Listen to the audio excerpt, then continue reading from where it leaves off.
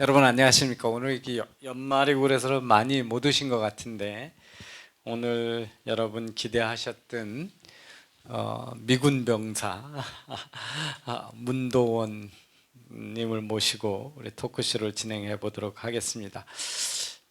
이제 우선 궁금한 신상 털기부터를 해야 되는데요. 예, 영광입니다. 예.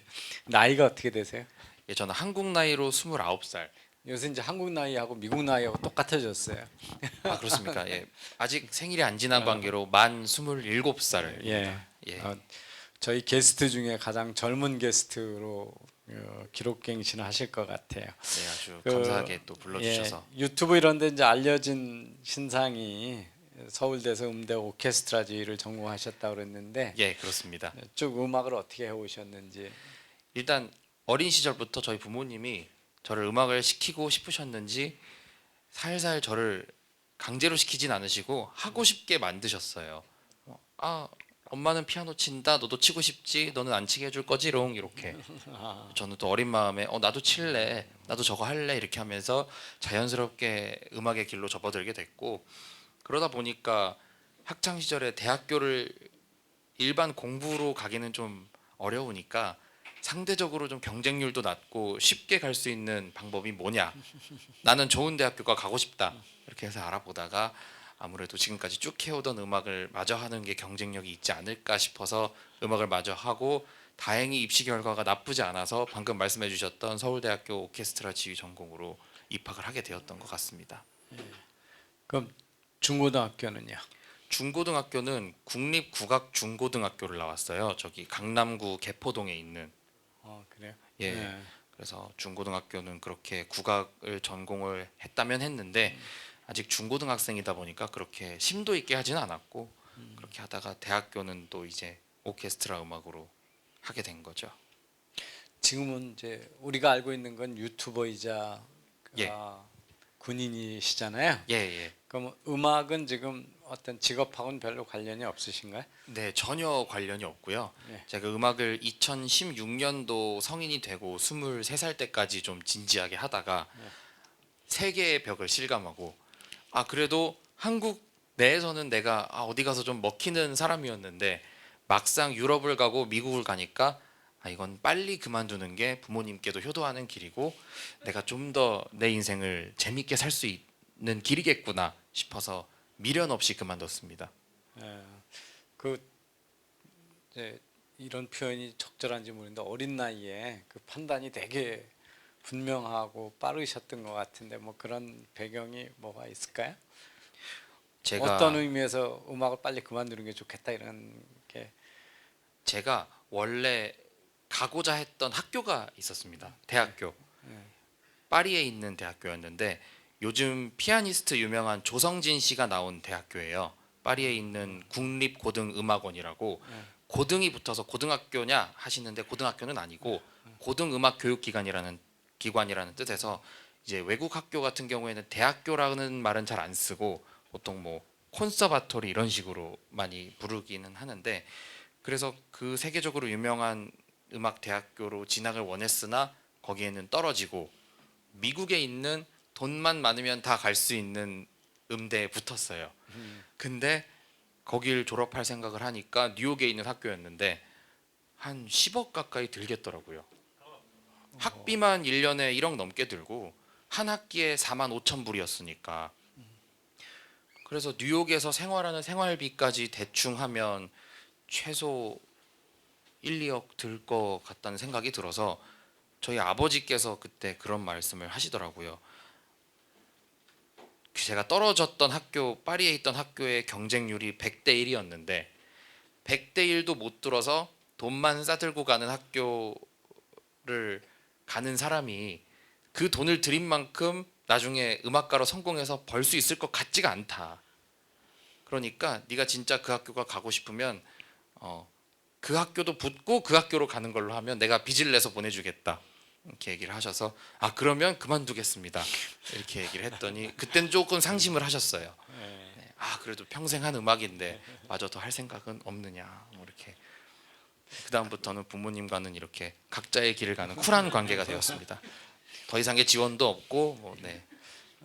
아버님의 속으로는 되게 흡족해 하셨을지도 모르겠어요. 아, 효도를 하는 거의 배신자 취급을 좀 하셨었긴 했는데, 네. 아, 돈 다 들여서 대학까지 보내놨더니 아들이 갑자기 이상한 소리를 한다 이렇게 하긴 하셨었는데, 제 친구는 아들이 저기 인도네시아에서 직장 생활을 해가지고 국제학교를 다녔는데 제 친구도 노래를 무지 잘하는데 아들도 이제 학교에서 막 노래 잘한다 그러니까 그 학교에서 막 1, 2등 하던 애인데 어느 순간 그 가수가 되겠다고 그래서 고등학교 2학년 때 학교를 휴학을 하고 서울로 오디션을 보러 와야 되는데 오디션 기회가 없으면 SM 건물 앞에서 텐트를 치고라도 오디션 기회 때까지 버티겠다 뭐 이래가지고 제 친구가 엄청 고민을 했어요. 그래가지고 그 막 인맥을 동해가지고 SM에 이제 그 오디션 담당하는 임원한테 얘를 어떻게 좀 말려달라 그랬더니 이제 얘 노래 솜씨를 CD에 담아서 보내줬더니 친절히 회신을 써가지고 내가 하루에 너만큼 노래 잘하는 애들 CD를 음악을 한 1,000명 정도씩은 받는다. 근데 그런데 노래만 잘해가지고 되는 게 아니고 끼가 있어야 되는데 너는 공부를 더 열심히 하는 게 좋겠다. 뭐 그래가지고 SM의 최고 경영자가 그런 친필 서신을 써줬더니 흔쾌히 포기하고 공부를 해서 지금 캐나다에서 컨설팅 회사를 다니고 있습니다. 그 음악 외에 뭐 지금 취미 활동 하시는 건 있으세요? 지금 취미로 사실 방송을 하고 있는 건데요. 예. 제가 뭐 아, 그건 직업 아니신가? 네, 제대로 된 전업 뭐 유튜버 뭐 방송인 이렇게 말하기에는 아직은 너무 귀여운 수준이라서 지금은 취미로 방송을 하고 있다고 말씀을 드려도 될 것 같습니다. 저희 인라이트 스쿨이라고 하는 예. 저희 회사에서 여기 있는 분들은 다 알아요. 인라이트 예, 스쿨. 저희 또 윤서인 작가님하고 예. 또 저희 최종부 저희 학교 교감 선생님하고 저기 네, 셋이서 같이 열심히 이렇게 회사를 이끌어 가고 있는데 저는 이제 막 열심히 시작을 해서 해보려고 하고 있습니다. 신입사원. 예, 신입 사원은 아닌데 이제 막 방송에 첫 발을 디딘 그런 상태입니다. 예, 재밌게 잘하시는 거 봤어요. 열심히 하고 있습니다. 코인 투자하세요? 아니요, 제가 투자 쪽은 예전에 하도 제가 상처를 많이 받은 경험이 있어서 최대한 좀 안 하려고 하고 있습니다. 내가 저기 정보도 많이 없고. 얼마 전에 원로 교수님들하고 운동을 했는데 다들 우리도 해야 되는 거 아니야? 뭐 이러는 거예요. 김남국 사태 때문에. 이게 보니까 젊은 세대는 다 아는 것 같아. 이준석이도 코인으로 돈 많이 벌었다 그러는데 김남국이도 60억 막 이러니까 우리 세대들이 갑자기 인생을 헛산 거 같고 MZ 세대는 다 코인 하는 줄 아시고 그러시더라고요. 그래서 여쭤봤어요. 확실히 코인이 주식이나 다른 투자보다도 더 접근하기가 쉬운 수단이다 보니까 24시간 계속 돌아가고 있고 등락도 굉장히 크고 상한가 하한가 없고 젊은 사람들이 나도 여기에 들어가면 좀 꽃길이 기다리고 있지 않을까 팔자가 바뀔까? 예 이런 느낌으로 이제 많이 들어가고 저도 그 중에 한 명이었고 네. 꼭 이상하게 처음 들어간 날은 한 2, 3일 연속으로 벌어요. 그러다가 이제 일을 그만둘까? 이렇게 돈이 쉽게 벌리는 거면 왜 일을 사람들이 하는 거지? 하고 있다가 이제 상처를 크게 받고 울면서 나오고 이렇게 하는데 나오길 잘한 것 같습니다. 정말. 예. 그 미국 가시면서 찍은 동영상 보니까 예, 그 미국에 재산도 있고 거주지도 있고 막 이렇게 네, 네, 방송을 하시더라고요. 예, 바로 그 그렇습니다. 미국의 재산은 어떻게 마련하신 거예요? 미국의 재산은 없다고 말씀을 일단 드려야 될 것 같고요. 저희가 또 방송적으로 방송 언어로 약간의 재미를 위해서 부풀린 점이라는 점 지금 고백드리겠습니다. 감사합니다. 저는 코인으로 번 돈으로 미국의 재산을 벌써 마련하셨나 뭐 이렇게 추측을 네. 했습니다. 예. 제가 여동생이 있는데 여동생도 미국을 갔어요. 여동생은 어떻게 잘 하더라고요. 자기가. 네. 그 미국의 영주권을 받고 그렇게 된 계기는 어떤 계기예요? 아, 예. 저희 이모가 저희 어머니의 언니가 80년대에 주한미군으로 오셨던 저희 미국인 이모부와 결혼을 하셨어요. 그래서 미국인이 되셨죠. 미국인이 되신 상태로 저희 가족이 미국에서 잠깐 이모네 집에서 생활을 하던 2001년에 저희 어머니를 가족 초청 비자라는 걸 신청을 해주세요. 이게 직계 가족들, 친형제나 부모 자식을 부를 수 있는 형태의 영주권 신청을 할 수 있는 건데, 그때 저희 어머니를 신청을 할 당시에 제가 미성년자 자녀다 보니까 같이 묶여서 신청이 들어가게 되는 거죠. 그래서 그렇게 신청을 했던 게 15년 후에 2016년에 승인이 나서 2016년도부터 미국 영주권자였고, 그 이후에 그 계속 실제 생활은 별로 미국에서 안 하신 거예요? 네, 어렸을 때만 좀 있고, 제가 뭐 미국의 연고가 깊거나 그러진 않습니다. 한국에서 토종으로 초중고 대학교까지 아, 네, 그러시구나. 잘 나와 있고, 네, 어느 날 갑자기 나 뭐야, 나 군대 안 가도 되나? 이런 느낌으로 갑자기 선물처럼 찾아온 영주권이었고, 네, 그러고 있다가 몇 년 뒤에 그냥 이럴 바에 계속 영주권을 유지하려고 미국을 왔다 갔다 해야 되거든요. 영주권자들은 1년 기간 안에 한 번도 미국에 입국을 안 하면 재입국을 안 시켜줍니다. 영주권을 날려버려요. 그래서 1년 자기가 이제 미리 미국에서 출국하기 전에 내가 1년 이상 해외에 체류할 것 같다 하는 경우에는 리엔트리 퍼밋이라고 재입국 허가를 받고 나가야 됩니다. 근데 그런 과정들이 너무 귀찮으니까 그리고 그것도 저기 2년까지밖에 안 돼요. 두 번. 네, 리엔트리 퍼밋도 예. 그게 너무 잦거나 뭐 그 거주 기간이 압도적으로 해외가 길거나 이런 식이면 또 영주권을 없애버려서 이거 신경 쓰는 거 귀찮은데 그렇다고 영주권을 버리기에는 또 한국의 미래가 불투명할 것 같기도 하고 이런 느낌이 있어서 이러면 차라리 군에 입대를 해서 내가 시민권자가 되자. 시민권자가 되면 아무것도 신경 안 쓰고 전 세계를 돌아다닐 수가 있으니까 그런 결정을 했었습니다. 저는 미국에서 오래 사셨을 거라고 이제 짐작을 했어요. 예. 영주권을 가지고 계시고 그래가지고 지금 이제 주한 미군이시잖아요. 네. 계급이 어떻게 되세요? 계급은 제일 처음 겁니다. 2등병. 2등. 네. 프라이빗이라고 프라이빗. 부릅니다. 네. 저기 있잖아요. 세이빙 라이언 일병 구하기. 네. 네. 그러면 보통 우리 교감 선생님은 뭐라고 불러요? 우리 저를요. 학생 주임이라고 불러요? 뭐라고? 그냥 야, 니 뭐 이렇게 많이 불러 주십니다. 네. 제가 도어나. 네. 돌아가신 이제 사회적으로는 그 일병이라고 부르기도 그렇고 예. 군인 아저씨라고 그러기도 그렇고 네. 그냥 뭐 편하게 아무렇게나 불러 주셔도 뭐 저는 상관이 없습니다. 작고하신 대한항공의 전임 조 회장님하고 제가 식사를 한 적이 있는데 다른 항공사하고 달리 대한민국 항공사만 고민하는 아주 항공 사업하기 어려운 게 하나 있는데 그게 뭐냐면 이렇게 VIP 고객들 호칭 매년 수정하는 거예요. 이게 밀리언 마일러나 뭐 이렇게 한 사람이 오면 꼭 승무원이 찾아와서 인사하잖아요.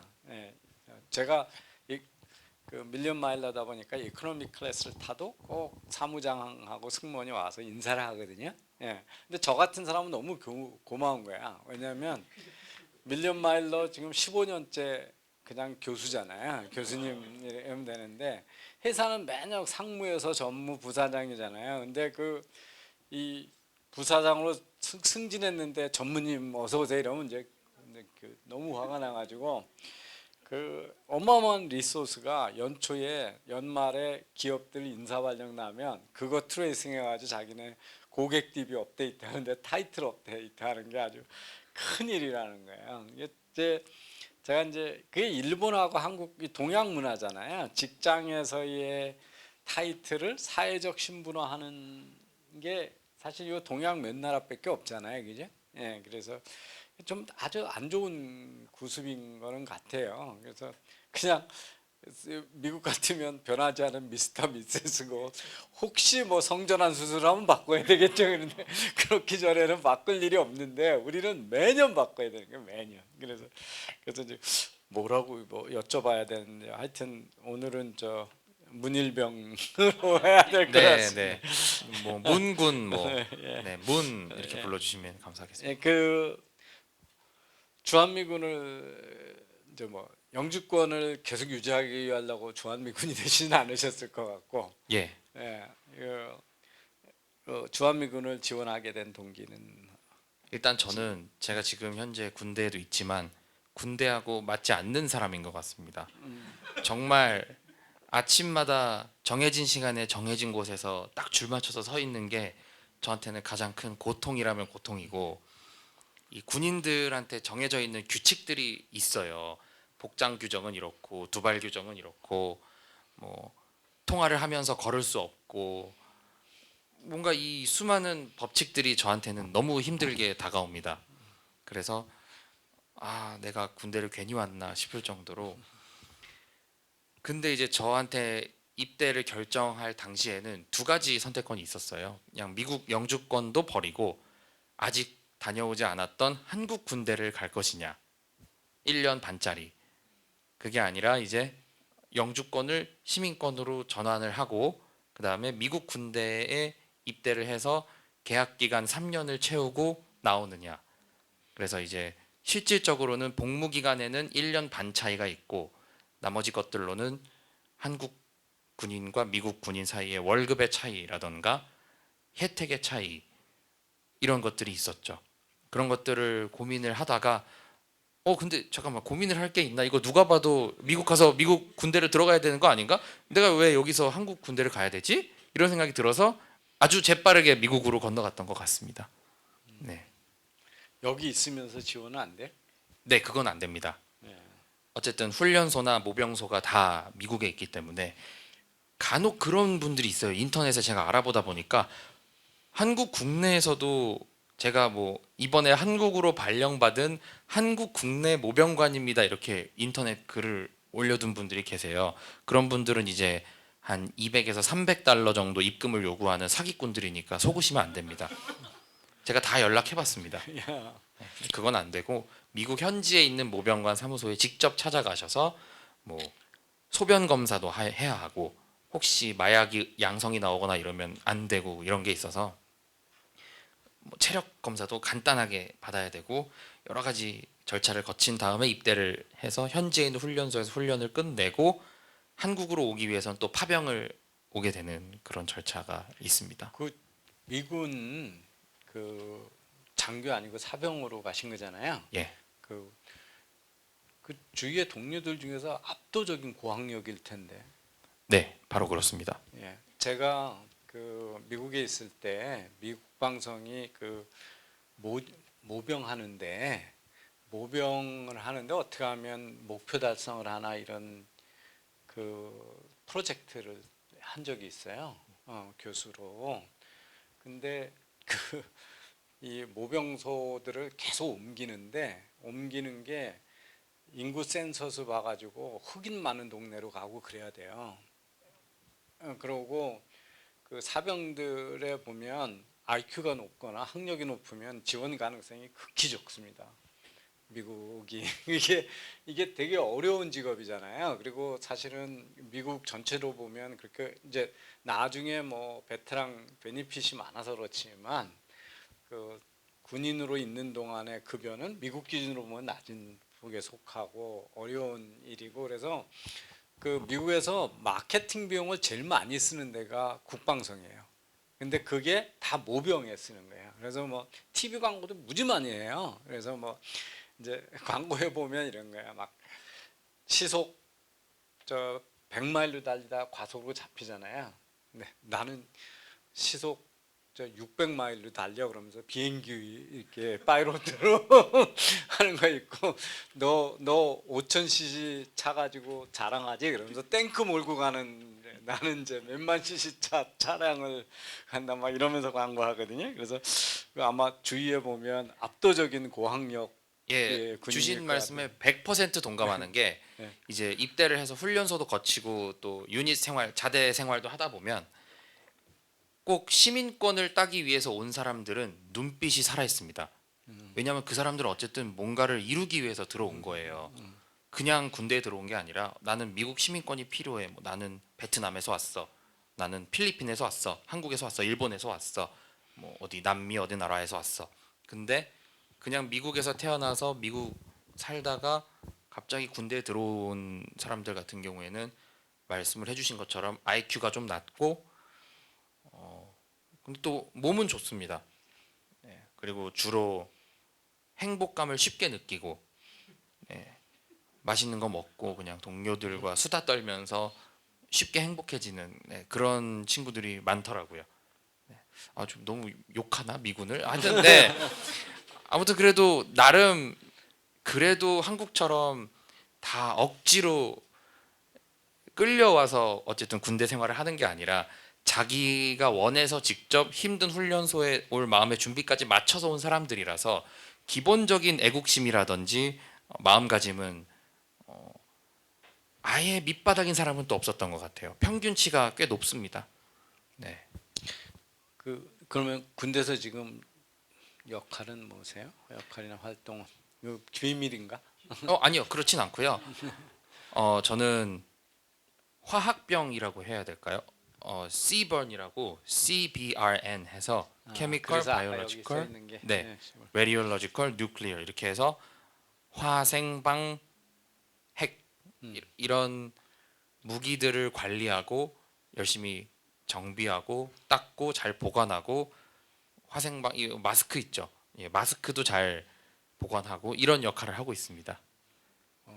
그 소위 비대칭 전략 무기들을 지금 그렇게 거창하게 네, 말씀해 주셔서 감사하고 주로 이제 네, 책상에 앉아서 이제 서류 업무를 보는 일을 하고 있습니다.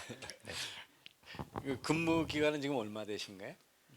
이제 들어간 지 자대 배치 훈련이 몇 개월이에요? 훈련은 7개월 받았습니다. 예.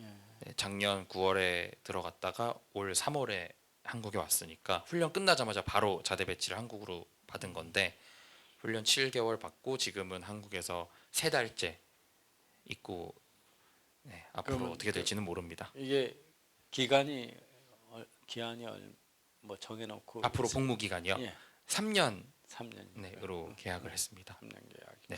그 영어는 원래 잘 하셨어요? 영어는 제 입으로 제가 말하긴 좀 그렇지만 못하진 않았고요. 네, 나름 또 학력도 있고 네, 저희 학교에 먹칠을 하지 않을 정도는 하고 있다고 생각을 하고 근데 또 막상 훈련소에 들어가면 굉장히 다양한 출신의 사람들이 다양한 억양을 사용을 하다 보니까 친구들이 혹시 모르는 말을 할 때는 무시하기가 쉬워요. 나 네가 지금 무슨 말 하는지 모르겠으니까 저리 가라. 이렇게 얘기하면 되는데 이제 훈련 교관이라고 하죠. 드릴 서전. 그런 분이 와서 Hey you 어쩌고 저쩌고 이렇게 얘기 딱 하면 나 방금 한 말 못 들었는데 이러면 이제 좀 고생이 시작되는 거라 그럴 때는 좀 제가 초반에는 좀 어리버리하고 훅 지나가고 피해를 좀 봐서 그다음부터는 계속 붙잡고 내가 진짜 너의 악센트를 뭐라고 하는 게 아니라 내가 못 알아들었다. 내 귀가 문제다. 미안하다. 한 번만 더 말해줘라. 알아들을 때까지 좀 했던 것 같습니다. 지금 같은 넉살이면 뭐 아무 문제 없을 것 같아요. 아우. 어디 가시든 서바이벌 하는데. 그 사실은 그러면 이제 이게 끝나면 시민권을 받으신 거예요? 시민권을 전환하고 군인이 되신 거예요? 시민권은 입대와 동시에 주는 게 원칙인데 네. 시민권 또 절차를 하는 데에 시간이 좀 들다 보니까 한 입대 시점으로부터는 6, 7개월 정도 후에 최종적으로 시민권 선서까지 하게 되더라고요. 평균적으로. 그 미국에 이제 한국인으로 있으면 사실은 영주권이 시민권보다 편한 게 참 많아요. 시민권이 되면 그 국민으로서의 의무가 많거든요. 뭐 투표하러 가야 되고 뭐 그거 안 해도 되는데 배심원. 특히 네. 법원에서 배심원 오라고 자주 불러요. 근데 그냥 엽서가 와요. 그냥 랜덤하게 쪄가지고. 근데 그게 재판이 의외로 많은가 봐요. 제가 시민인지 모르고 영주권으로 살고 있는데도 1년에 몇 번씩 받아요.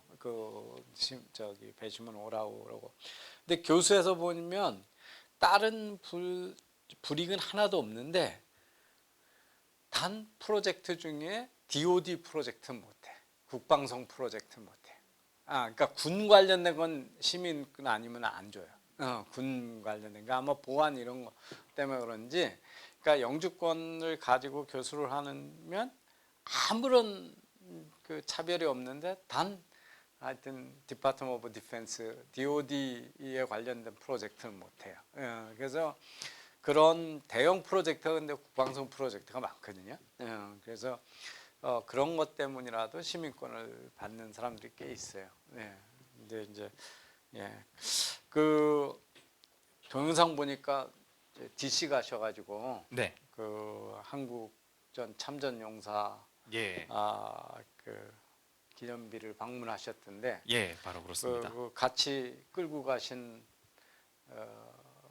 비뇌자라고 그랬나? 그 노재승 예, 노재승. 여기 비니좌. 예. 비니좌 여기 오셨었어요. 저희 아, 게스트로 그렇구나. 오셨었어요. 네네. 먼저 오셨었어요. 예. 그 동영상의 최초의 주한미군 얘기 되게 재밌게 들었어요. 예, 감사합니다. 여기서 좀 간략하게 자랑 좀 해주시죠. 최초의 주한미군이요. 어떻게 미군들이 한국에 오게 됐나. 일단 최초의 주한미군들은 한국에 전쟁을 하러 왔습니다.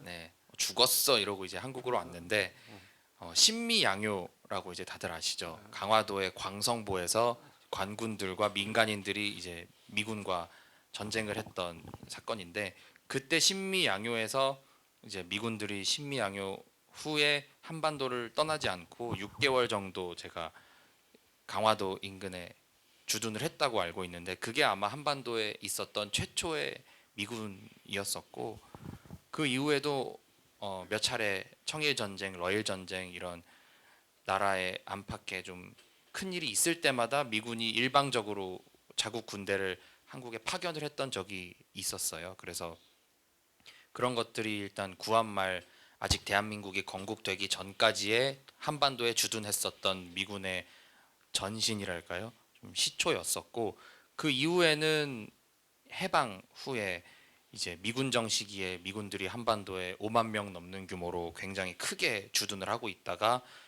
미군 철수 49년에 하니까 곧바로 또 6.25 전쟁이 터져서 다시 미군이 그때 참전을 한 이후로 지금까지 쭉 있게 되는 게 이제 또 한반도에 주둔을 하고 있는 주한미군의 역사 되시겠습니다. 지금 간략하게. 평택 쪽에서 근무하세요? 예, 지금은 평택에 있는 캠프 험프리스에 있습니다. 네. 자전거 타고 가느라고 가봤어요. 예. 자전거 타러 그 여기서부터 앞쪽이, 쭉 가서 앞쪽이 안성강 무슨 강 이 따라서 있고, 하여튼 네. 계속 가서 자전거 타시는 분들이 많더라고요. 그거 아름답더라고요. 가면서 예. 보면 근데 미군- 어마어마하게 크더라고요. 그 캠프가. 굉장히 큽니다. 캠프. 처음 입구에서 다른 쪽 입구로 이제 한번 쭉 기지를 가로지르면 택시비가 한 14,000원 정도 나옵니다. 어마어마하게 커요. 굉장히 넓습니다. 예. 지도를 이렇게 쓱 보셔도 이거 여의도의 6배라 그랬나 7배라 그랬나 그럴 정도로 굉장히 크고, 미군의 해외 주둔 기지 중에 가장 크고 가장 새롭고 가장 비싼 기지입니다.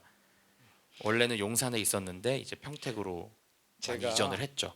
서울을 첫 방문한 게 제가 중학교 2학년 때, 그러니까 1972년인가요?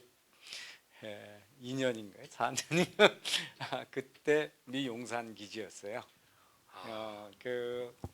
저희 학교에 그 당시에는 미 평화봉사단이라고 그 원어민 교사가 있는 여선생님이 한 분 계셨는데, 그분이 주선하셔가지고 그 용산 기지 안에 미군 그 자매 맺은데 거기 한 일주일 와 있는 걸 해줘가지고 저 충주에서 기차를 타고 조치원으로 해서 서울역에 내리니까 미군 수송 트럭, 그 트럭 개조해서 버스처럼 이렇게 트럭 같이 생긴 앞에는 트럭 같고 뒤에는 버스 같은 놈이 용산 안으로 들어갔는데 그때부터 이제 일주일간의 그 문화적 충격이 시작이 됐었어요. 그래서 용산 담벼락으로 이렇게 지금 이태원 쪽 그런 데로만 내다보고 그 안에 있고 그 저기 제 친구하고 말도 잘 안 통하는 제 친구하고 저를 호스트한 집이 주한미군 장군 중에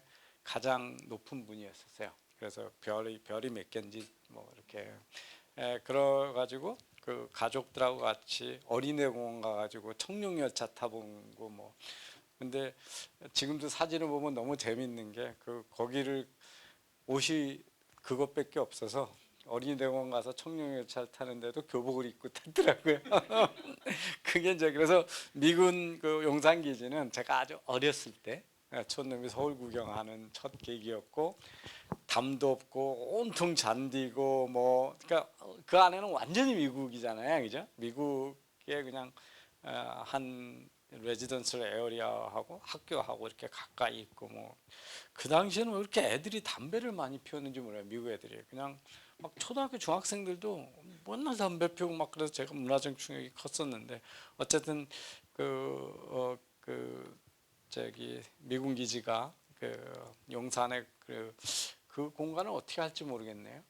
요새 뭐 공원으로 다시 조성한다 이런 말도 있고 한 것 같은데 저는 정말 좋은 데인데. 예, 제가 처음 저도 용산 미군 기지를 갔었을 때가 90년대 말 2000년대 초 이때 이모가 아직 그 미군이신 이모부를 따라서 또 주한미군에 또 이렇게 오신 경우가 있었는데 그럴 때 이제 좀 많이 들어가 봤었거든요.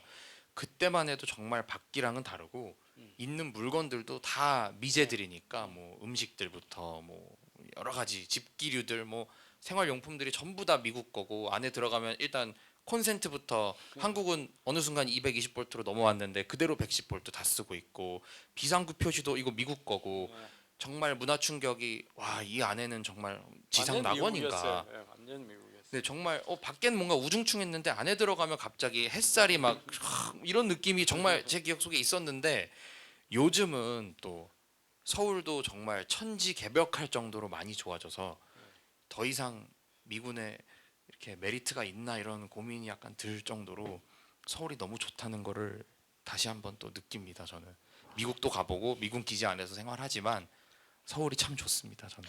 미국에 요새 제가 요새 방학 때마다 가잖아요. 근데 이 아주 대도시 아니고 조금만 벗어나면 서울이 훨씬 밝고 활기차요. 미국의 몰 같은 게 거의 다 죽었어요. 네. 네. 그리고 패스트푸드 레스토랑도 너무 지저분하고 사람들은 못 구해가지고 제때 테이블도 못 치우고 몰에 그 돌아다니는 건 아마존 택배 차량밖에 없어요. 그러니까 몰들에 그 저기 문 닫은 가게가 너무 많아요. 그래가지고 컴컴해요 몰들이. 예, 미국이 참 많이 다르다는 생각을 했는데 저 그 신미양요 설명하는 동영상 보고 야 정말 세대 차 난다 그걸 느끼게 된 게 뭐냐면요 선린이라는 단어를 처음 보셨다고 얘기를 하더라고요. 예, 저는 설린이라는 단어는 정말 듣도 보도 못했습니다. 그 되게 다른 분들은 다 원래 아셨던 단어인가요? 이제 제가 우리 무식한 세대는 걸 수도 뭐, 있고 예 그러니까 그렇습니다. 우리 세대는 뭐 그 이웃 나라 일본 얘기하면 이제 선린 국가라고 이웃이라는 얘기를 늘 썼었죠. 네, 그래서 그래서 좋은 이웃이라는 뜻으로 많이 썼고 그랬는데 선린이라는 단어를 처음 들어봤다고 그래서 좋은 역시 아 일본어로 이웃이 린진이잖아요. 예, 예, 아 그 린이 그 린이구나. 예, 지금 또 알았습니다. 예, 그래서 이게 정말 예, 그 재미난 사실을 사실은 저도 배웠어요. 그 동영상에서 그 예. 저기 한미 그 서로 상호 방위 조약 설명하시면서 예. 이승만 대통령이 옛날 조미 조약에 서로 보호해주기로 했던 거 들고 나오면서 그 동맹했다는 사실은 사실 예. 저도 모르던 이야기였는데 그 얘기 좀 잘 좀 설명해 주세요. 예. 그 1886년에 이제 신미양요가 있고 나서 한국이 아니죠. 그때 조선과 이제 미국이 조약을 맺게 됩니다. 조미 수호 통상 조약. 조미 수호 통상 조약을 맺을 때 어쨌든 서로 수교를 맺고 또 통상을 또 트고 무역을 트고 하는 과정에서 상대 국가를 어쨌든 명목상으로나마 보호를 해주기로 한 내용이 있었더라고요. 그래서 이 이후에 일제 시대가 도래를 하면서 그렇게 따지면 미국이 이때 조선을 보호를 했어야 하는데 이 조약을 보면 근데 미국이 그런 뚜렷한 액션 없이 일본에게 한국이 넘어가는 것은 이 조약 위반이다라고 얘기를 할 소지가 있다는 걸 이승만 대통령님이 또 찾아내십니다. 어떻게? 그래서 그 당시에 루즈벨트 대통령한테 가서 많이 소위 말해서 땡깡을 좀 부리셨죠. 아주 나라를 위한 구국의 땡깡. 네. 그래서 그걸로 사실 뭐가 그렇게 드라마틱하게 되진 않았는데요. 그래도 그런 것들까지도 이렇게 들고 가서 미국 대통령한테 요구를 할 정도로 이승만 대통령님이 국가를 위해서 정말 많이 헌신을 하셨었다. 이런 내용들을 보면서 좀 마음이 먹먹해졌습니다. 정말 왜 이분은 이렇게까지 하셨을까 싶은 내용들이 참 많더라고요. 이승만 대통령님을 쭉 따라가다 보면 그 저희 모임에서 그 이승만 대통령에 대한 또 작가 쓰신 그 작가를 모시고 그분이 어떻게 해서 그런 외교나 정치적인 지도자로 성장해 왔는가를 우리가 쭉그 토론한 적이 있어요. 그래서 아마 다들 익숙하실 것 같아요. 여기서는 예, 그 이제 몇 번 이제 본인이 그 인라이트 스쿨에 예, 거기서는 타이틀이 학생 주임이시더라고요. 저희가 또 인라이트 스쿨이라서 학교라서 예. 교장, 근데 교감, 학생 중 그 윤서인 작가가 이제 유명한 그 스타고 팬덤이 있는데 인라이트 스쿨이 꽤 오래된 것 같은데 예. 구독자는 아직 47,100밖에 안 되더라고요. 예, 그렇습니다. 왜 그럴까요? 저희가 변명을 해보자면 네. 구독자가 적은 이유를 말해봐라 하면 사실 할 말은 잘 없긴 한데 어쨌든 변명을 하자면 저희 회사가 그렇게 유튜브 자체를 이제 전적으로 하는 회사가 아니고 오프라인 강연이나 또 시청자들을 또 만나 뵙고 직접 또 인사도 드리고 또 책을 출판하고 저희 또 윤 작가님의 조이라이드나 인라이트의 또 한국사 만화들도 이제 출판을 할 예정이 있는데 그런 것들을 주로 하는 오프라인 학교처럼 만들어 보자 하는 성향의 회사라서 유튜브에 조금 더 전념하지 못했던 면이 조금 있긴 있는데 제가 요새 또 새롭게 방송을 시작을 하다 보니까 제가 앞으로 한번 방송 쪽에 있어서는 인라이트 스쿨을 한번 잡아 돌려서 좀 10만도 찍어보고 더 큰 채널로 한번 키워보고자 하는 욕심이 있습니다. 뭐 구독자는 별로 크게 중요하지는 않은데 실제 이제 그 동영상마다 얼마나 많은 사람이 보냐가 더 이제 중요하잖아요, 그죠? 그 윤서인 작가하고 만나게 된 인연은 어떻게 되세요? 인연이 너무 별게 없어서 말씀을 드리기 약간 민망한데요. 제가 페이스북 메시지를 보냈습니다. 그때는 이제 너무 모르는 아예 생판 모르는 사이여서 보통은 모르는 사이면 그냥 작가님 뭐 이렇게 하기보다는 편하게 형님 이러잖아요. 요새는 형님이라는 말은 정말 하지도 못하는데 형님 저 밥 좀 사주세요 이렇게 보냈어요. 뭐 아님 말고 약간 이런 느낌으로 보냈는데 갑자기 집 주소를 보내주시면서 모르는 사람인데 호수 동호수까지 다 보내주시면서 딱 보내시고 온나 이렇게 보내주셨어요. 그래서 언제 갈까요? 이렇게 물어봤더니 다음 주 화요일 뭐 몇 시까지 우리 집으로 와. 이래서 막상 갔는데 간 그 자리에서 유튜브 편집을 시키셨습니다. 정말 그 무엇 하나도 일반적이지 않은데 그냥 딱 저 오시고 그래 반가워 어떻게 또 이렇게 젊고 잘생기고 멋진 청년이 학교도 좋은데 나왔던데 이렇게 하시면서 잠깐 환대의 시간을 가지시다가 근데 내가 지금 유튜브를 편집하고 있어서 혹시 영상 편집은 조금 할 줄 아니? 그래서 아니요 잘 모르긴 하는데 이랬더니 아니야 이거 금방 배워 잠깐만 하시더니 열심히 가르쳐 주시다가 저한테 잠깐만 하라고 하시고 밖에 나가서 1시간 반 정도 있다 돌아오시더라고요. 그래서 나는 왜 여기 와서 지금 유튜브 편집 여기 동영상 유튜브에서 많이 보던 데인데 이러면서 그게 이제 이제 저 멸치잡이 예, 그래서 이제 그렇게 첫 인연이 시작됐고 어선에 이제 노예로 팔려간 거지. 예, 그렇게 이제 되면서 낚이신 거구나. 굉장히 이제 서로 그 후에도 이제 맛있는 밥도 많이 사주시고 또 이렇게 놀다가 회사를 또 차리시고 또 저랑 같이 일을 해보지 않겠냐 이렇게 말씀을 먼저 해주셔서 저는 너무 재밌을 것 같습니다. 좋습니다. 해서 같이 2020년도부터 시작을 하게 된 게 지금까지 이어져 오고 있습니다. 그 인라이트 스쿨이라면 네. 이제 계몽 학교잖아요, 그죠? 예, 그렇습니다. 누구를 계몽시키고 계신 거예요, 지금? 누구를 계몽시키고 있냐고 물으신다면 지금 현재 이 대한민국에 정말 팽배해 있는 이 잘못된 역사관을 그저 아무런 필터 없이 믿고 계시는 분들, 특히 또 저희 윤선희 작가님의 또 강점이신 일본 쪽에 관련돼서 잘못된 정보와 믿음을 갖고 계신 분들, 또 건국을 해주셨던 건국 대통령 이승만 대통령님부터 박정희 대통령님, 또 대한민국을 있게 해주신 또 산업화의 주역들, 이런 아름다웠던 찬란한 대한민국 역사를 잘못되게 알고 있는 사람들을 계몽을 시키고자 만들어진 학교고 이름을 그래서 그렇게 지었던 것 같습니다. 그 지금도 이제 보시면 다 동의하실 것 같은데 이렇게 말을 되게 재치 있고 유머스럽고 거침없이 하시잖아요. 본인 뭐 그런 재능은 언제 저기 스스로 느끼셨어요? 제가 중고등학교 대학교 때도 뭐 무대 자주 스치고 그러셨나?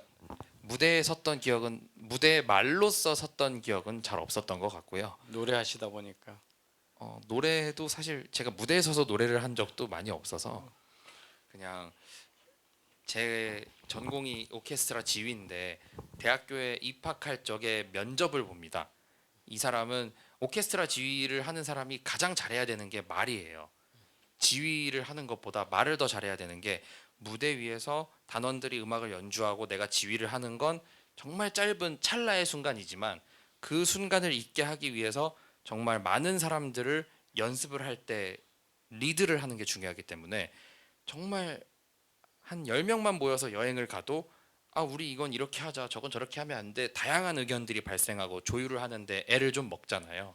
근데 수십 명 많게는 100명이 넘는 단원들을 한마음 한뜻으로 모아서 내가 이 음악을 만들어내야 한다라는 그 위치에 있는 사람은 정말 말을 잘해야 됩니다. 그래서 말을 하는 면접도 입시에 포함이 돼 있고요. 하도 이제 학창 시절부터 제가 뭔가 말만 시키면 이런저런 말을 막 잘하다 보니까 사람들이 너 지휘 전공하면 잘할 것 같아. 왜냐하면 지휘자는 자기가 틀려도 틀린 걸 인정하면 안 됩니다. 내가 맞아, 내가 맞다는데 누가 감히 토를 달 거야? 안 돼 하고 나서 이제 딱 제가 원하는 걸 사람들한테 요구를 해야 되는 거기 때문에 지휘를 할 때 이제 가장 중요한 게 말빨입니다. 또 말을 잘한다고 해주셔서 또 감사드립니다. 예.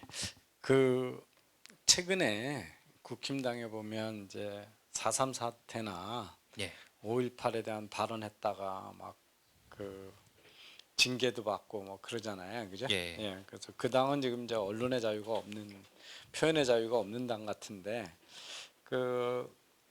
이제 그 근대사에 대한 이렇게 동영상들이 꽤 있더라고요. 예. 그래서 그 본인 생각하는 4.3 사태, 5.18은 어떻게 인식을 하세요? 그러니까 본인이 5.18이 태어나기 전이죠. 예, 한참 전입니다. 예, 그러니까 1980년. 그렇게 가슴에 와닿는 사건은 아니시겠네요, 그죠? 예. 가슴에 와닿지는 않고 그쪽에도 전혀 제가 연고가 없는 사람이라서 잘 모르겠습니다. 이게 예. 지금 사실은 이 이야기가 되게 중요해요. 뭐냐면, 그러니까 제 세대들은 이걸로 나라가 두 쪽이 돼 있어요. 크게 나눠져 있거든요. 근데 사실은 지금 대학생들한테는 일제 시대 우리가 생각하는 일제 시대 때 얘기하고 별로 다르지가 않아요. 관심도 없고 사실은 이게 세상을 우리나라를 둘로 갈라놓을 이슈라고도 생각도 안 해요. 이제 그만큼 이미 세월이 흘러갔고 세대 차이가 큰데 어떤 연령대만 아직도 진행 중인 사건인 거예요. 예, 이게 이 인식의 격차를 제가 자주 느끼는데 이제 그 우리 윤 작가님의 이제 특별한 일본 사랑 때문에 이 반일 선동에 대해서 이제 자주 반박을 하잖아요, 그죠? 예. 그래서 이제 윤 작가도 그렇고 저도 그렇고 토착 외구로 찍힌 적이 많거든요. 제가 일본 반일 선동하지 말라고 그랬더니 그냥 대놓고 토착 외구라고 그랬었는데 뭐 그것 때문에 뭐 봉변 당하시고 그런 건 없어요? 본인은? 저는 네, 저희가 작가님이 또 생각 외로 이 정말 제가 원래 기존에 생각했던 것보다도 나름 영향력이 좀 크신 것 같더라고요. 길 가다가 정말 알아보는 분도 많으시고 잘 보고 있다고 해주시는 분도 많으시고 사진도 찍자고 하시고 뭐 많은데 한 번씩 이런 분들이 계십니다. 이렇게 딱 우뚝 서더니 노려보는 거예요. 갈 때까지. 그럼 저 사람 뭐지? 100%저 사람은 빨강이다. 네, 약간 이런 느낌으로 저희는 얘기하고 지나가는데 노려보는 거 이상으로 뭔가 위해를 가하셨던 적은 없어요. 네, 단 한 번도. 그래도 작가님이 그런 말씀 하시더라고요.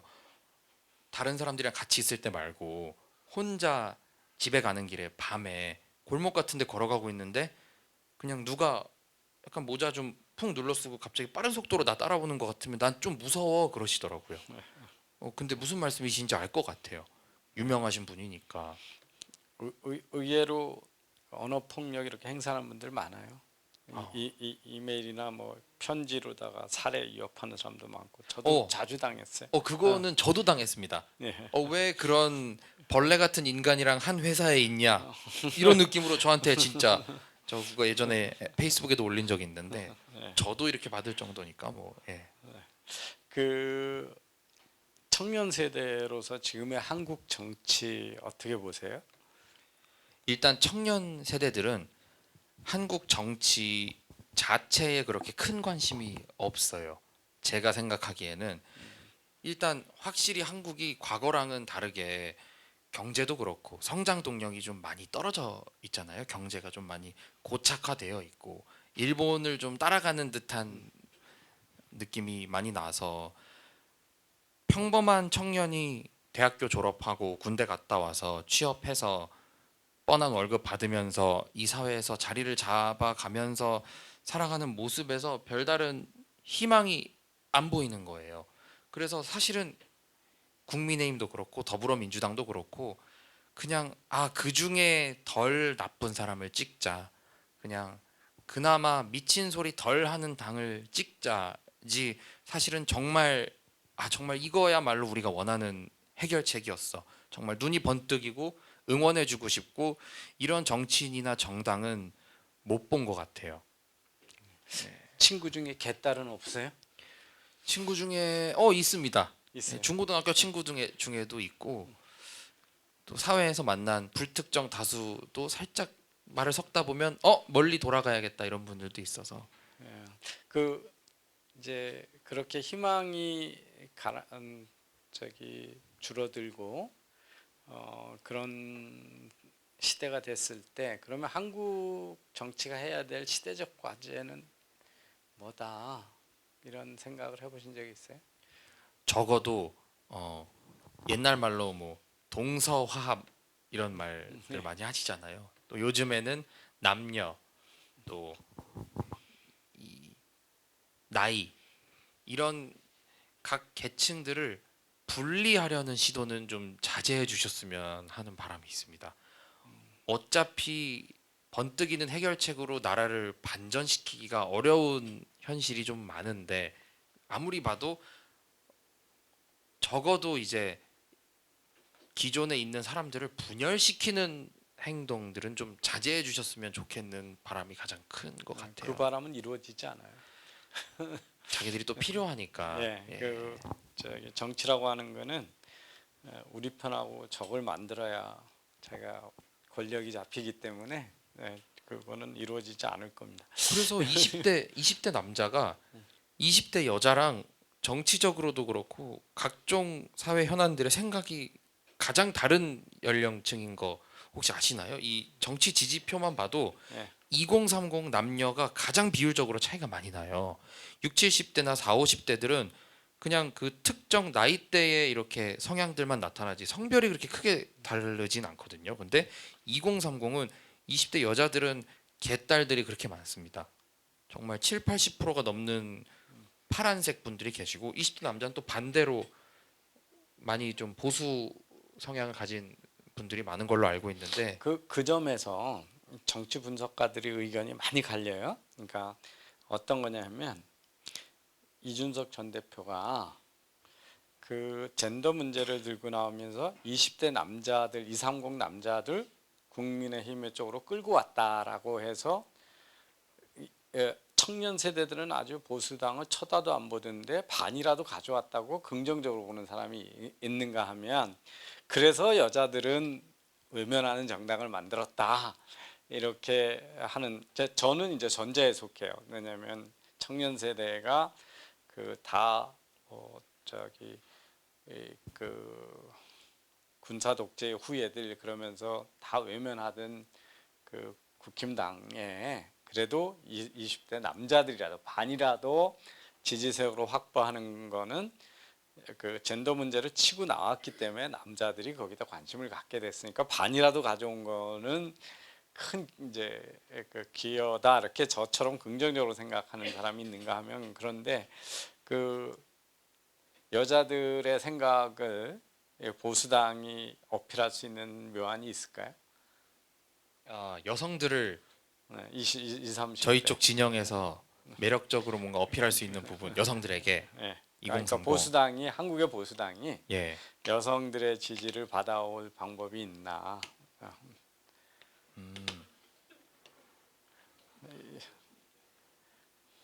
제가 우리 학교의 여학생들한테는 사실은 사회 현안 얘기를 못 해요. 왜냐면 속으로 무슨 생각하는지 모르기 때문에 예. 솔직하지도 않거든요. 그 여학생들은 제가 솔직히 터놓고 얘기도 안 해요. 제가 방금 전에 굉장히 묘책을 생각해냈습니다. 예.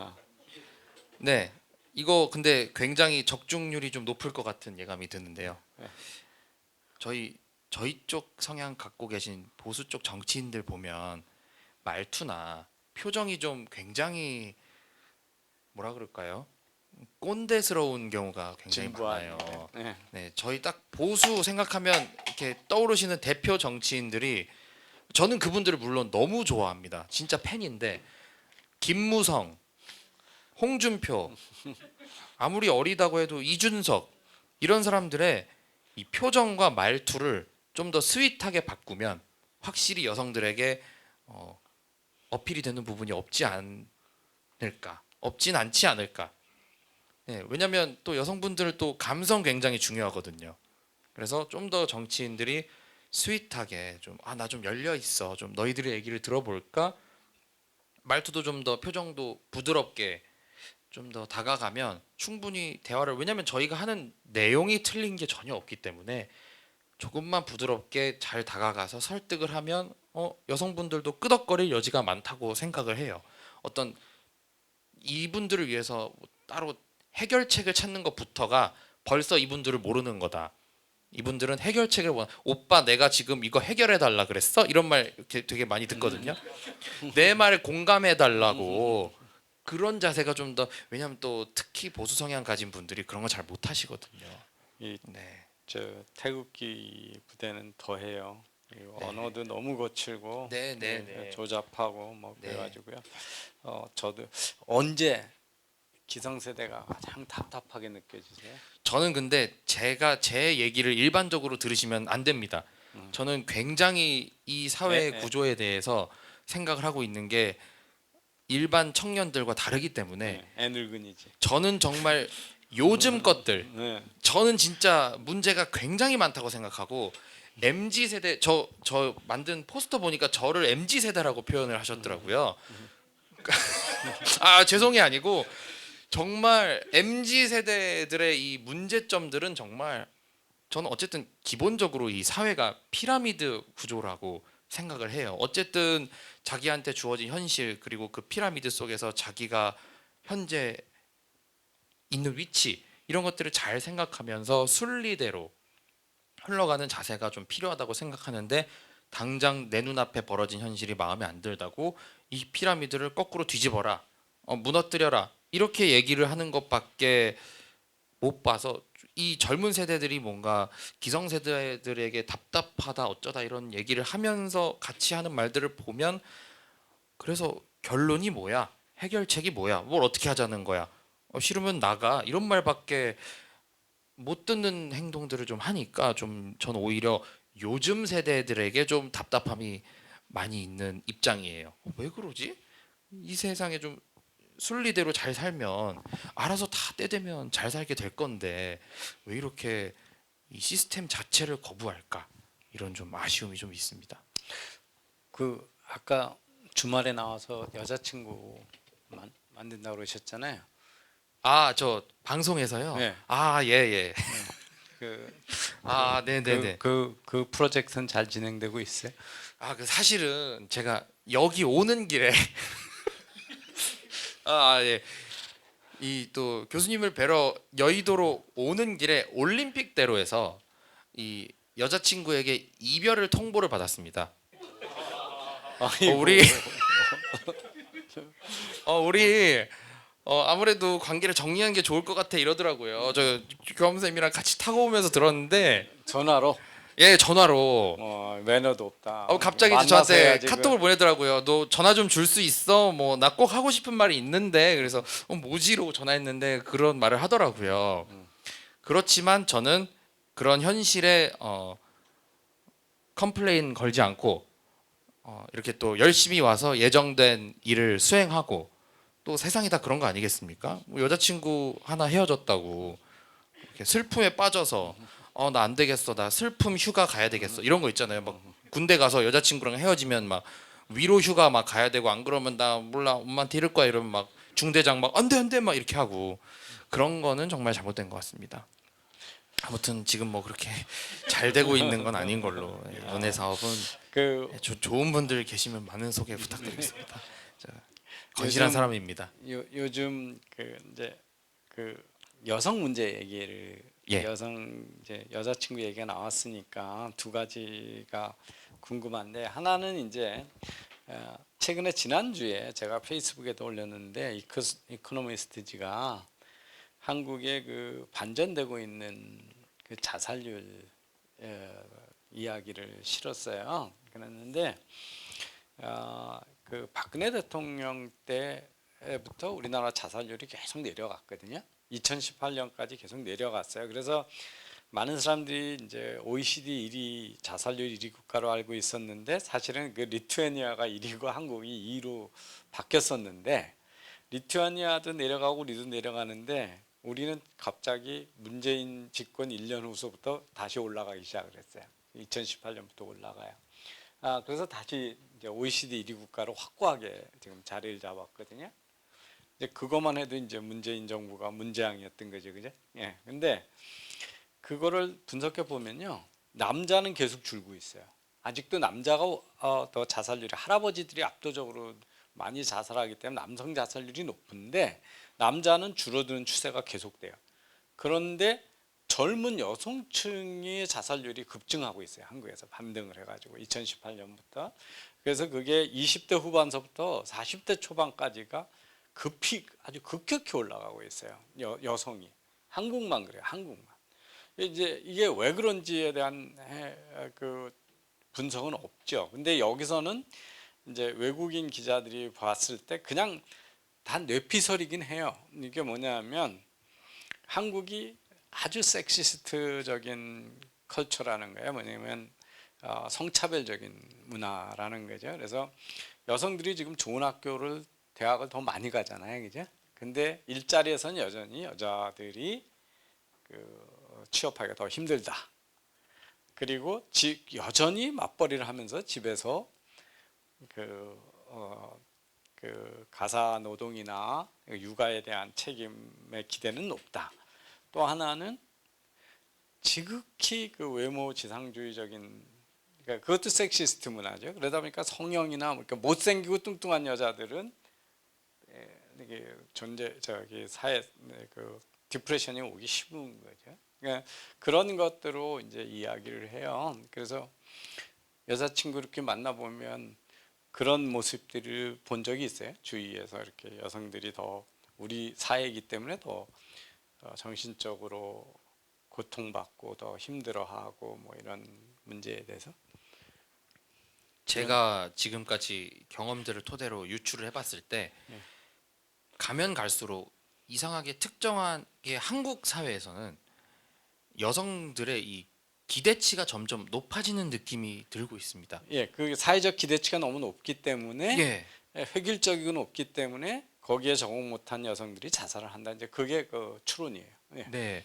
저도 그 말에 굉장히 좀 동의를 하는 게 저희 또 SNS를 여성들이 남성들보다는 또 압도적으로 이용을 많이 하는데 업로드라든지 아니면 남들이 업로드한 걸 보는 거라든지 인스타그램. 네 인스타그램 이런 체류 시간들이 여성들이 압도적으로 많은데 서로가 정말 자기의 가장 행복한 순간들을 자랑하기 바쁜 공간인데 그것도 이제 포토샵으로 막 예. 예쁘게 만들고 늘리는 거를. 당장 내 현실에는 그런 일이 일어날 것 같지 않은데 나는 자랑할 게 없는데 이런 생각을 좀 갖고 있으면서 점점 더 근데 잠깐만 누구네 남자친구는 이런 거 해줬는데 내 남자친구는 뭐 하고 있는 거지? 이런 생각도 좀 들면서 연애를 할 때 점점 더 바라는 것도 많아지고 그런 게 제가 오늘 이별을 맞게 된 원인이 아닐까 조심스럽게 저는 문제가 없는데 저는 다 잘한 것 같은데 이제 가면 갈수록 저희들한테 바라는 게 많아지다 보니 저희도 죽겠습니다. 무슨 요새 오마카세 이런 데를 막 다 데려가 달래요. 어디 오마카세 저희는 그런 걸 감당할 수 있는 사람들이 아닌데 어떻게 한 끼에 막 20만 원씩 저는 정말 상상이 안 되거든요. 누가 이렇게 사주시는 것만 몇 번 얻어 먹어봤지 제 돈으로 오마카세 오빠가 데려갈게 이런 거는 정말 상상도 못합니다 진짜. 그래서 인생이 늘 억울하다 그래요. 예. 젊었을 땐 돈이 없어 못 가잖아요. 네. 돈 생기면 나이가 들어가지고 먹으면 소화가 잘 안 돼. 시간도 없고. 그런 의미에서 사업 아이디어로 이제 돈을 가지신 분들과 나이가 좀 이제 있으신 분들과 젊은 분들의 이 매칭 서비스를 이용을 하면 어떨까요? 이렇게 매칭으로 이렇게 해서 서로 부족한 걸 채워주는.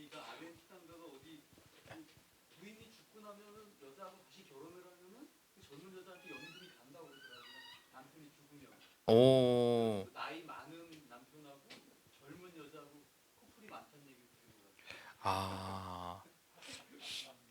그러니까 이제 저는 뭐 남녀 매칭보다는 그냥 예를 들어 이병태 교수님처럼 자산도 형성돼 계시고 하지만 아직 뭐 내가 굳이 뭐 오마카세 먹고 싶지 않아 하지만 이제 저한테 송금을 해주시면서 대리 만족을 하시는 거죠. 좋은데 갔네 이러고 여자친구랑 행복한 시간 보냈네 그래 네 그럼요 후원자처럼 이런 매칭 서비스를 해서 괜찮지 않겠습니까? 역시 젊은 세대만인 관계로 이 창업의 그 아이디어가 많이 매칭 오리엔트 대신 이뤄드립니다 이렇게. 거기도 가봐 거기. 네. 뽀뽀 해봐 여자친구랑 이러고 보고 계시고 실시간으로. 네, 약간 이런 느낌. 관음증 같은데. 아무 말이나 해봤습니다. 죄송합니다.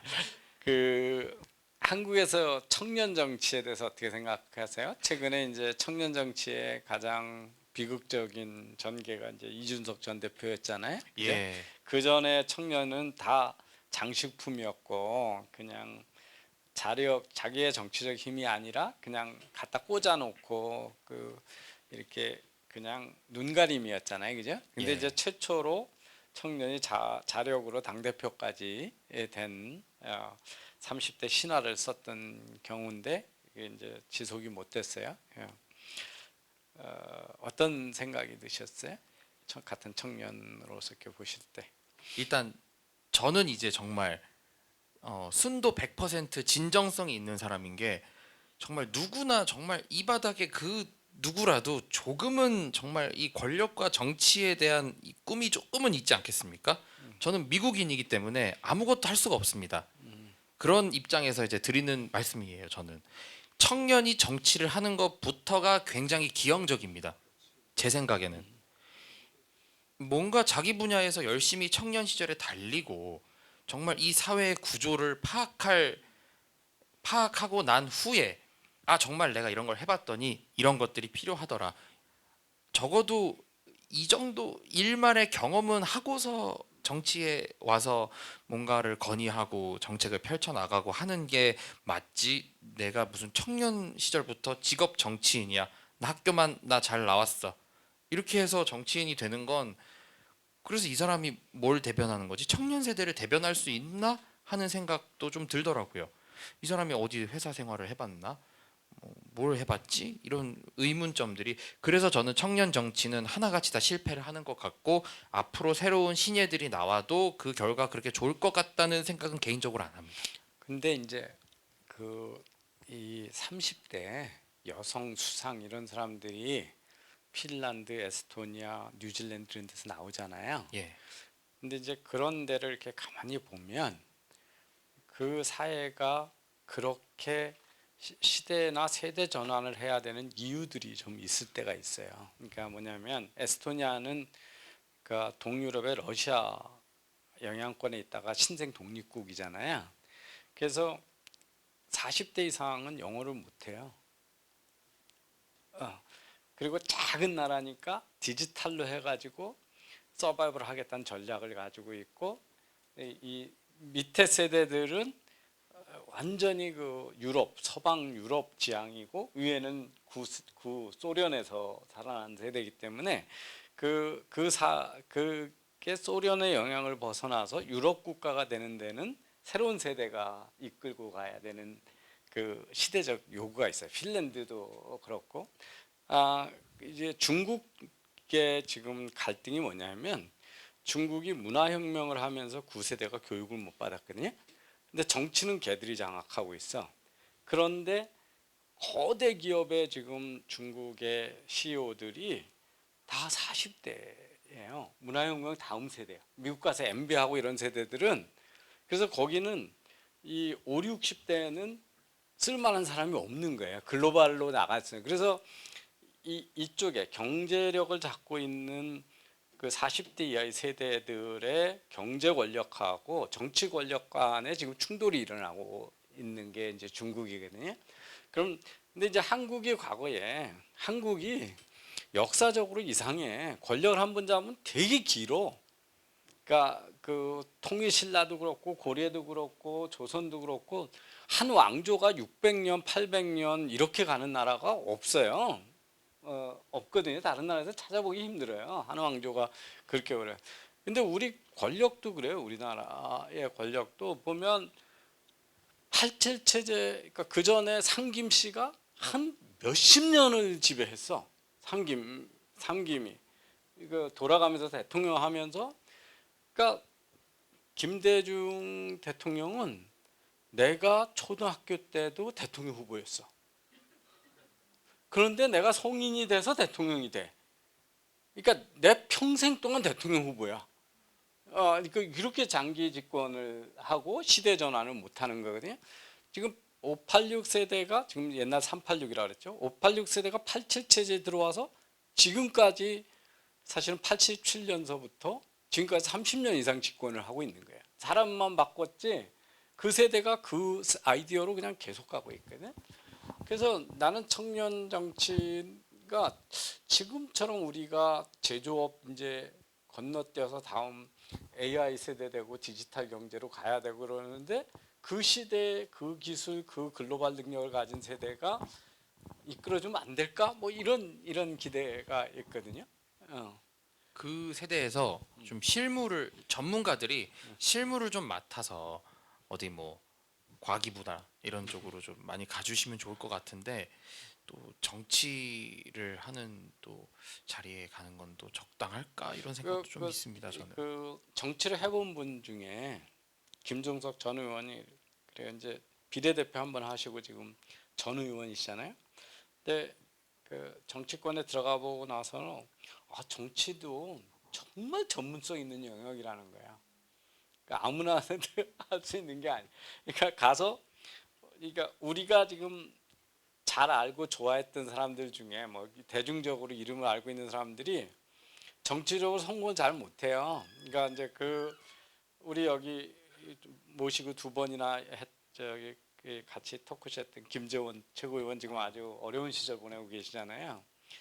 제가 한때 가까이서 뭐 저거 했던 이현주 전 의원도 그렇고 뭐 이렇게 보면 근데 이준석도 그렇게 보면 사실은 실패하는 원인 중에 하나가 뭐냐면 정치 안에서 서바이벌하는 패거리 정치를 하는 기술이 없는 거예요.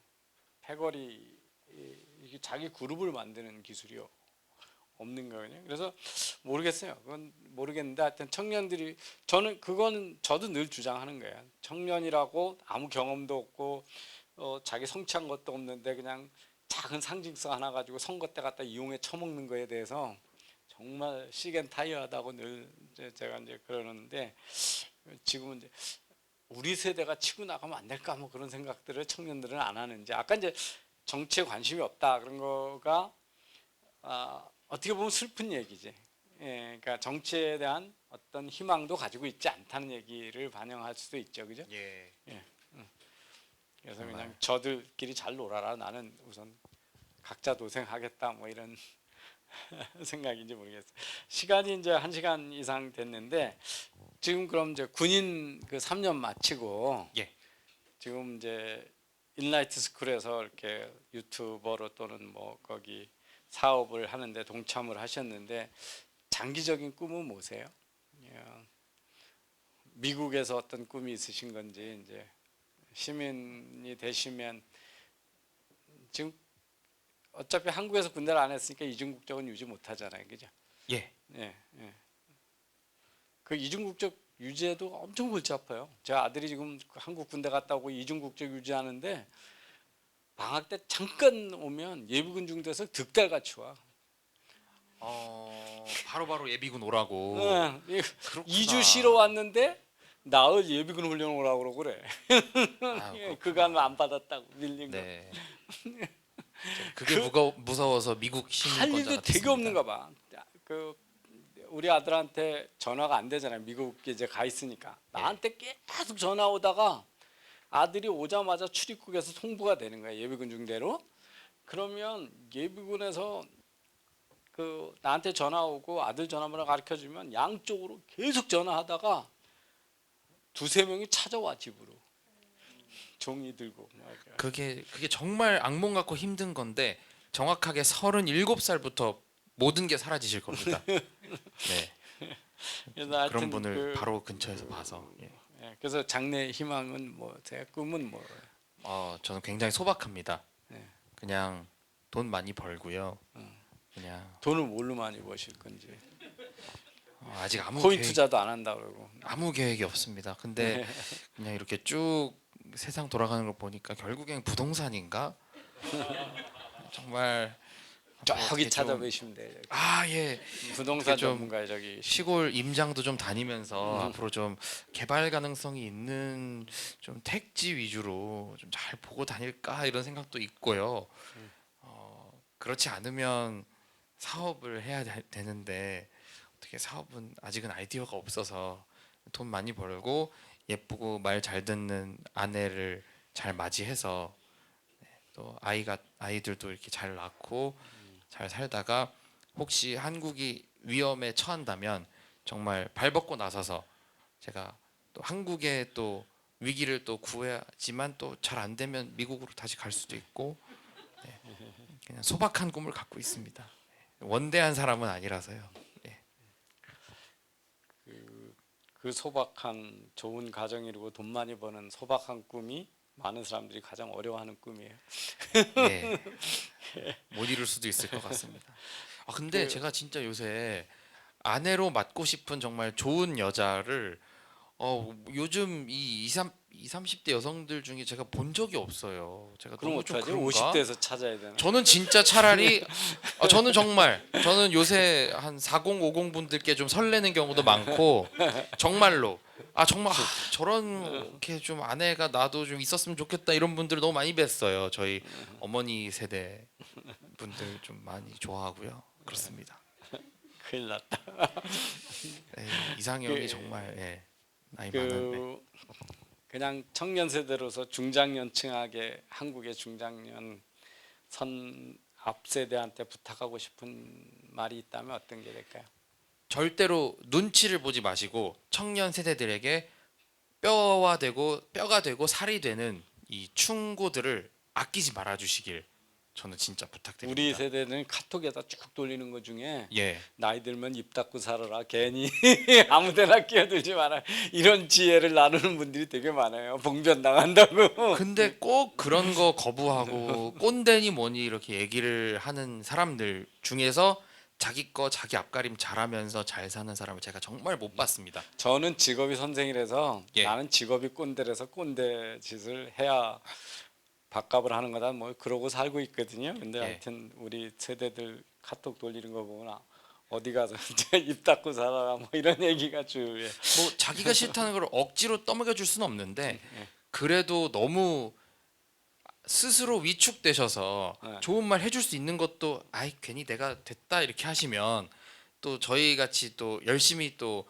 선대의 이 지혜와 시행착오를 간접 경험을 하고 싶어하는 청년들에게는 이게 이 기회를 뺏어가는 거거든요. 그래서 안 됩니다. 네, 그래서 많이 좀 조언을 해주십사 좀 요청을 좀 드리고 그 싶습니다. 조언을 이제 제가 학장을 하니까 미국에 가서 학장을 잘하려면 어떻게 해야 되냐. 미국에서는 학장 잘하는 것 중에 제일 큰 게 돈을 많이 가져오는 거거든요. 펀드레이징. 네, 그래. 근데 펀드레이징을 하려면 어떻게 해야 되냐, 그런 거를 이제 학장만 막 20년 하다 총장하고 이런 분들이 와서 가르쳐 주는데, 펀드레이징을 하기 전에는 뭘부터 해야 되냐면 펀레이징을 해야 돼. 사람들하고 와서 즐겁게 만나는 게 시작이 돼. 거기로부터 프렌드 레이징이 돼야 돼. 프렌드십 레이징이 돼야 돼. 그래서 친한 사람이 생겨야 돼. 그냥 돈 많은 사람으로 가서 카이스트 위해서 돈 주세요 그러면 줄 사람 아무도 없다는 거지. 그러니까 그래서 만나서 즐거운 모임을 만들고 거기로부터 친구가 되고, 친구가 돼야 돈이 따라온다는 거예요. 그래서 이제 그거는 지금도 아까 이제 돈을 어떻게 버시냐, 뭐 또 사람들하고 충고도요. 충고도 제가 보면 이 어드바이스나 충고만큼 어려운 게 없어요. 이게 뭐냐면 원하지 않는 충고는 폭력이야. 상대방을 잘 모르면서도 자기 중심적으로 어떤 얘기를 함부로 하는 거는 폭력일 수가 있어요. 상처를 받을 수 있어요. 그래서 상대방이 나를 믿고 간절히 어드바이스를 구했을 때 해줘야 그게 충고지, 나머지는 이제 진짜 눈치 없는 꼰대가 되거든요. 예, 그러려면 이제 아까 신뢰관계가 먼저 쌓여야 된다는 거죠. 프렌십이 레이징이 되고 그래서 되는 거예요. 그래서 충고를 받고 싶을 때는 마찬가지예요. 자기를 오픈하고 자기가 당신을 신뢰한다는 걸 보여줘야 상대방도 진지하게 이제 얘기를 할 수가 있다. 뭐 이런 생각을 자꾸 해요. 근데 이제 노인애들은 그렇고, 이게 맞아요. 한국에서 지나치게 그 세대 간의 역할이라는 게 그렇잖아요. 이게 에이징 웰이라고 하는 책이 있어요. 잘 늙어가는 방법이라고, 하버드에서 그 에이징만 쭉 행복만 연구하신 분들이 쓴 책인데, 어떻게 됐냐면 이 사람이 살아가면서 젊었을 때는 밸류 크리에이션을 한다고요. 계속 가치를 만들어내요. 그렇지만 나이가 들면 사회적 밸류 키퍼가 되는 거야. 그러니까 전통적으로 좋은 가치를 우리 사회가 계속 이어가려면 노인들은 이제 그래서 그 밸류 키퍼로서 사회에다 이제 조언을 하는 거잖아요. 그러니까 어떻게 사는 게 이렇게 고통 덜하면서 사는지 이런 것들을 하는데, 그 어느 순간 돼서 세대 갈등이 커지면 밸류 키퍼로서의 역할을 포기하게 되는 거예요. 우리 젊은 나이 든 세대가 젊은 층한테 그 세대 간의 그 연대를 포기하고 그냥 봉변 안 당하려면 조용히 우리끼리 살아 놀아야 돼, 뭐 이렇게 되는 거니까 전 중요한 말씀이라고 생각을 해요. 그 좌파 또는 그 종족주의에 세뇌된 동년배들한테 부탁하고 싶은 한마디를 하신다면 어떤 말을? 그런 쓸데없는 거 찾아보시고 이상한 데 가서 나쁜 댓글 다실 시간에 생업에 충실하시고 열심히 공부하시길 바라겠습니다. 틈나면 인라이트 스쿨에 오시고. 그게 이제 베스트인데 굳이 그렇게 안 하시더라도 각자 맡은 자리에서 최선을 다하는 게 어떤 사상이든 민족이든 모든 걸 다 초월한 가장 아름다운 가치가 아닐까 예. 이런 좀 생각을 이제 해봅니다. 다른 말로 하면 청년 때는 자기한테 투자하는 게 제일 예. ROI가 높은 투자예요. 예. 예. 네, 투자 효율이 제일 높은 투자입니다.